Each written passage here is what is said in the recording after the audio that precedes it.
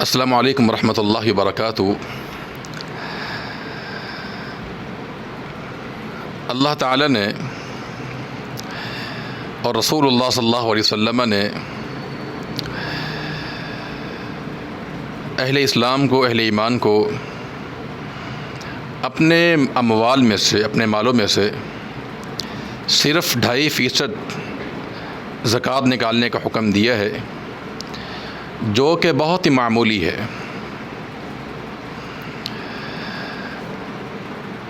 نبی کریم صلی اللہ علیہ وسلم سے سونے اور چاندی کی زکوٰۃ کے حوالے سے یہ بات ثابت ہے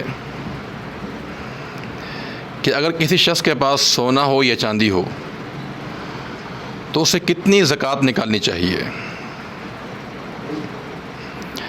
صحیح بخاری میں رسول اللہ صلی اللہ علیہ وسلم کا فرمان ہے، فرمایا کہ 5 اوقیہ سے کم پر زکوٰۃ نہیں ہوتی۔ ایک اوقیہ یہ 40 درہم کا ہوتا ہے، اور درہم چاندی کے سکے کو کہتے ہیں۔ تو اس طرح 200 درہم چاندی کے اگر موجود ہوں تو چاندی پر زکوٰۃ لازم ہوتی ہے۔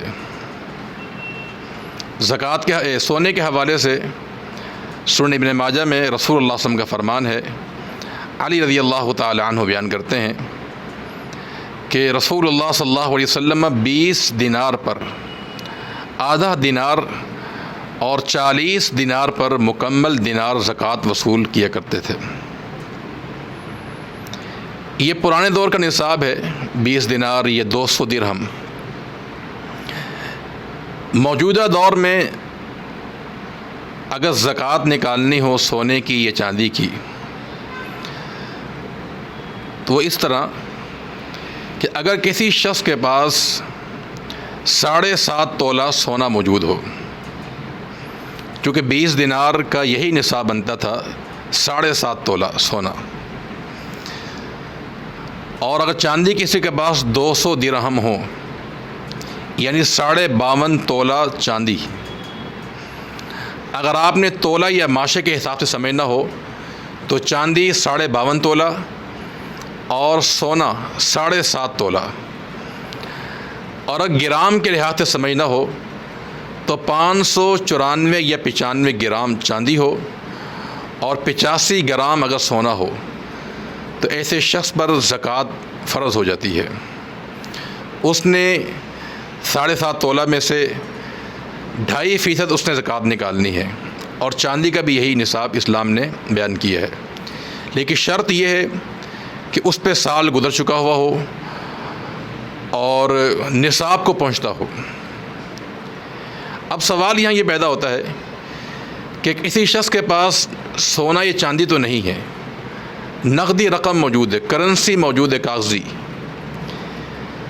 تو جو کاغذی نوٹ ہیں اس میں زکوٰۃ کیسے نکالی جائے؟ دیکھیں، رسول اللہ صلی اللہ علیہ وسلم کے زمانے میں آپس میں جو تبادلہ ہوتا تھا خرید و فروخت کا، اس میں یہ کاغذی نوٹ موجود نہیں تھے، سونے اور چاندی کے ساتھ ہی کاروبار ہوتا تھا۔ لیکن اہل علم نے کاغذی نوٹوں کو چاندی پر قیاس کیا ہے کہ اگر کسی کے پاس اتنی رقم کہ جس سے انسان 52.5 تولہ چاندی خرید سکتا ہو اور وہ فالتو پڑی ہوئی ہو، اضافی ہو، اس پہ سال گزر چکا ہو، تو ایسا شخص اس سے زکوٰۃ نکالے گا۔ تو گویا کہ جو کاغذی کرنسی ہمارے پاس موجود ہے، اس کا نصاب وہی ہے جو چاندی کا نصاب ہے۔ تو اگر چاندی کے نصاب کے برابر، جو کہ 52.5 تولہ چاندی ہے، اتنی رقم ہو اور وہ استعمال سے زائد ہو تو ایسے کاغذی نوٹوں پر بھی زکوٰۃ لازم آتی ہے۔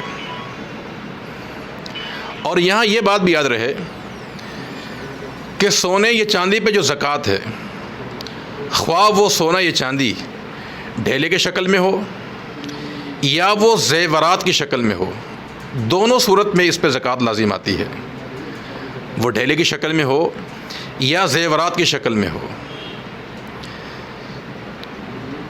بعض لوگ یہ سمجھتے ہیں کہ اگر زیورات ہوں تو اس پہ زکوٰۃ نہیں ہوتی.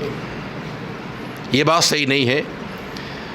وہ زیورات کی شکل میں ہو یا ڈھیلے کی شکل میں ہو، اگر وہ نصاب کو پہنچتا ہے تو زکوٰۃ دینا لازم اور فرض ہے.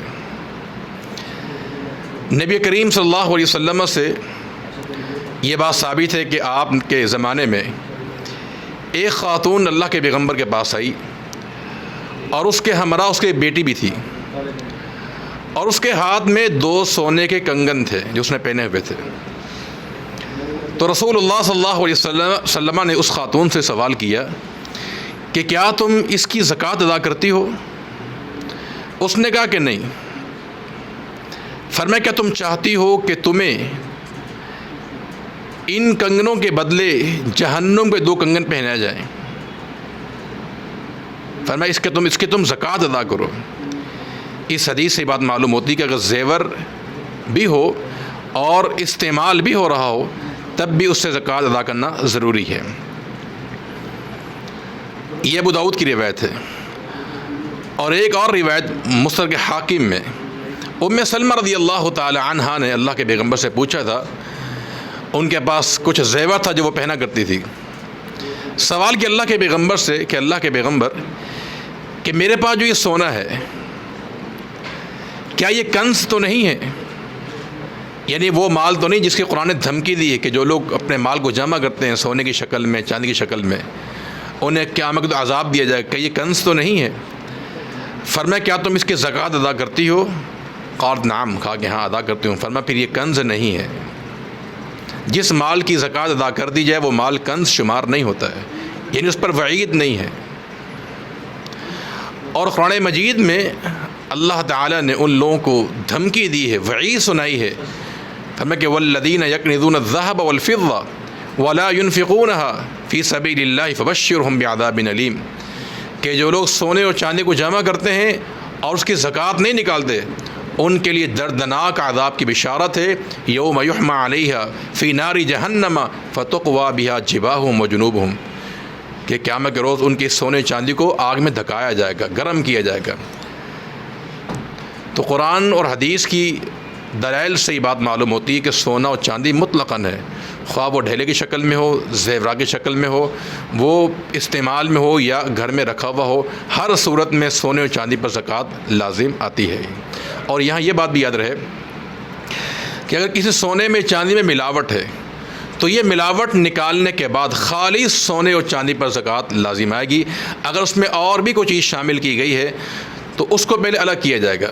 اس کے لیے یہ ہے کہ جو شخص اس کا ماہر ہو اور سونار جو اس کا کاروبار کرتے ہیں ان سے اس کا حساب لگوایا جائے اور ملاوٹ شدہ چیز کو نکالنے کے بعد خالص سونے اور چاندی سے زکوٰۃ ادا کی جائے گی.